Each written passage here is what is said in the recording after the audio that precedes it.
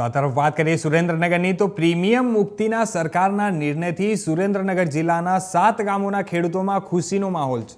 સુરેન્દ્રનગર જિલ્લાના 7 ગામોમાં આજથી ગણોધારા પર ખેડૂતોને પ્રીમિયમમાંથી મુક્તિ મળી છે। પાટડી તાલુકાના 7 ગામોમાં ગણોત્તર ધારો હોવાના પગલે ખેડૂતોને બિન ખેતીની જમીન પર 30% પ્રીમિયમ, ખેતી પર 20% પ્રીમિયમ ચૂકવવું પડતું હતું।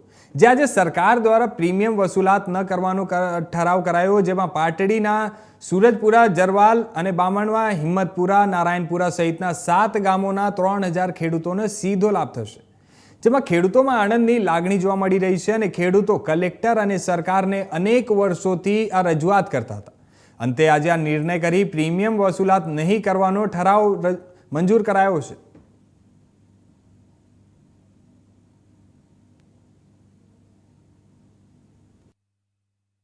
સરકારના મહેસૂલ વિભાગે એક ન ભૂતો ન ભવિષ્યથી નિર્ણય કર્યો છે અને જે પરિપત્ર સ્વરૂપે આજે નિર્ણય કરવામાં આવ્યો છે ઠરાવ દ્વારા, એ ઠરાવની નકલ આજે મીડિયાના માધ્યમથી આપને આપું છું।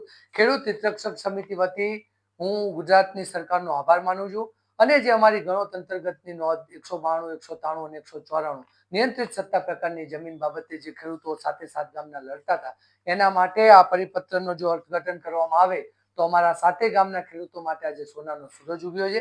અમને અમારી લડતમાં સફળતા પ્રાપ્ત થઈ છે।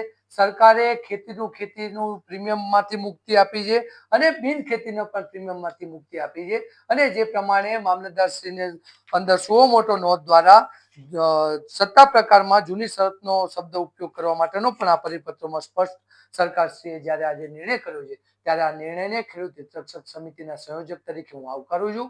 ખેડૂત હિતરક્ષક સમિતિ વતી હું 7 ગામના ખેડૂત પ્રતિનિધિઓનો પણ આભાર માનું છું કે તમે આ લડતમાં સાથ અને સહકાર આપ્યો।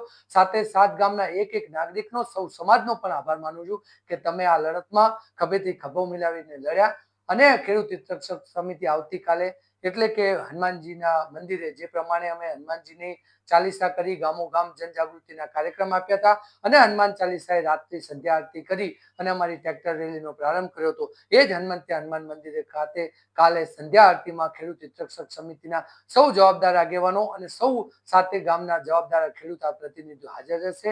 ત્યાં સંધ્યા આરતી કરશે અને સરકારના નિર્ણયને પણ આવકારશે।